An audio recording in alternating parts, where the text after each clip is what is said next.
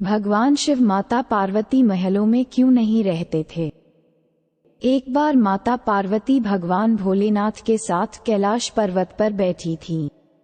तभी उनके मन में विचार आया कि सारे देवता सुंदर महलों में रहते हैं, जबकि मेरे पति तो देवों के देव महादेव है, फिर भी मैं इस कैलाश पर रहती हूँ। यहाँ न तो कोई महल है, न कोई आराम की वस्तु। ऐसा सोचकर माता पार्वती ने भोलेनाथ से कहा, स्वामी, सारे देवता महलों में रहते हैं, आप क्यों इस कैलाश पर वास करते हैं? आप भी हमारे लिए एक भवन बना लीजिए, ताकि हम भी आराम से रह सके। पार्वती की बात सुनकर भोलेनाथ थोड़ा सा मुस्कुराए और फिर बिना कुछ कहे ध्यानमग्न हो गए। माता पार्वती को भोलेनाथ का ये व्यवहार कुछ ठीक नहीं लगा, किंतु वो बिना कुछ कहे वहां से चली गई।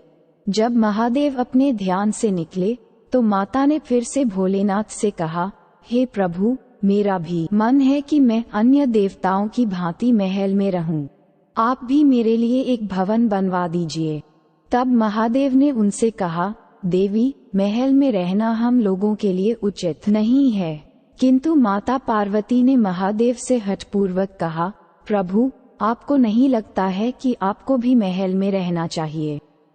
आपका महल तो स्वर्ग में बने हुए इंद्र के महल से भी उत्तम और भव्य होना चाहिए। अब तो हमें महल बना लेना ही चाहिए। महादेव ने माता पार्वती को बहुत समझाया। वे बोले, देवी, हम तो ठहरे योगी खुला में रहने वाले हैं, हमें भवन का वातावरण रास नहीं आएगा। हमें तो महल में चैन ही नहीं मिलेगा, क्योंकि महल में रहने के बड़े नियम और बंधन होते हैं। किंतु माता ने तो मन में विचार कर लिया था कि अब महलों के बने बिना वो नहीं मानेगी। वो बोली, हे महादेव, जब सारे देव महलों में रहते हैं तो फिर महादेव क्यों बर्फ के चट्टानों पर रहे? पार्वती के इस हठ के आगे देवों के देव महादेव को भी झुकना पड़ा। तब उन्होंने इस कार्य के लिए स्वर्ग से विश्वकर्मा जी को बुलवाया और उन्हें ऐसा महल बनाने को कहा जो तीनों लोकों में किसी का न हो। उधर विश्वकर्मा जी महादेव के आदेशानुसार भवन बनाने के लिए उपयुक्त स्थान की खोज में लग गए। स्थान की खोज करते हुए उन्हें एक ऐसा स्थान दिखा जो चारों ओर से पानी से घिरा हुआ था और बीच में 3 सुंदर पहाड़ थे। वो पहाड़ों पर तरह तरह के फूल और वनस्पति से ढके हुए थे। उस स्थान को देखकर विश्वकर्मा जी ने उसके बारे में माता पार्वती को बताया। जब माता पार्वती ने उस स्थान के बारे में सुना तो उन्होंने खुश होकर भवन बनाने का आदेश दे दिया। विश्वकर्मा जी ने भवन बनाने की शुरुआत की और अपनी विशिष्ट कला का परिचय देते हुए भवन के साथ साथ वहां एक सुंदर नगर का निर्माण भी कर दिया। वह नगर देखने में अति सुंदर था। विश्वकर्मा जी ने उस महल और नगर को सुंदर बनाने में अपना पूरा योगदान दे दिया। जब उस महल को माता पार्वती ने देखा तो उनकी प्रसन्नता का ठिकाना न रहा। उन्होंने विश्वकर्मा को धन्यवाद देते हुए उनकी बहुत प्रशंसा की। विश्वकर्मा माता पार्वती और भोलेनाथ को प्रणाम करके अपने लोक को चले गए। घर बनाने का कार्य तो पूर्ण हो चुका था। अब माता ने महादेव से कहकर गृह प्रवेश का शुभ मुहूर्त निकलवाया। गृह प्रवेश के समय ऋषि विश्वा आचार्यत्व आ गया था। सभी देवता भी उस समारोह में आए हुए थे। जिसने भी उस महल को देखा वहीं आश्चर्यचकित होकर उसकी प्रशंसा कर रहे था। वास्तव में वह भवन बना ही अद्भुत था। गृह प्रवेश विधि के पूर्ण होने के बाद महादेव ने आचार्य से दक्षिणा मांगने को कहा, तो विश्वा ने मना कर दिया। वे बोले, प्रभु, क्या कोई भक्त अपने भगवान से कुछ मांगता है? ऐसा करके तो मैं पाप का भागी बन जाऊंगा। मुझे कोई दक्षिणा नहीं चाहिए। ये कहकर ऋषि विश्वा जाने लगे। तो महादेव ने कहा, ऋषिव, आपको दक्षिणा तो लेनी ही पड़ेगी।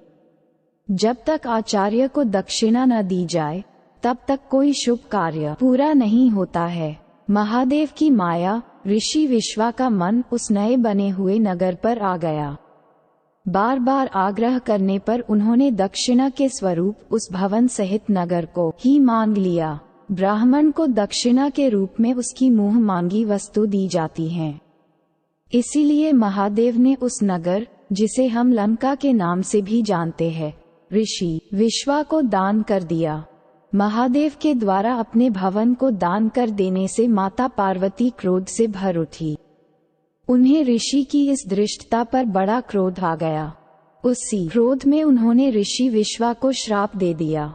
वो बोली, तुम तो आचार्य कहलाने के लायक भी नहीं हो।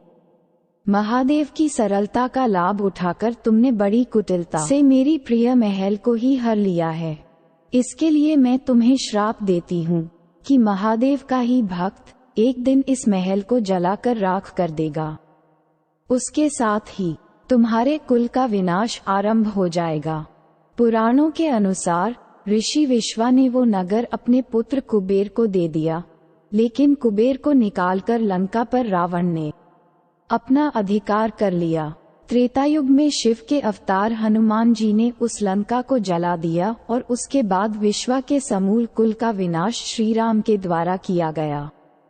उस कुल में एकमात्र विभीषण ही श्री राम की शरण में होने के करना बच पाए। हर हर महादेव। यदि आपको महादेव और माता पार्वती की यह पौराणिक कहानी पसंद आएगी तो हमारे चैनल को सब्सक्राइब करना न भूलें। धन्यवाद।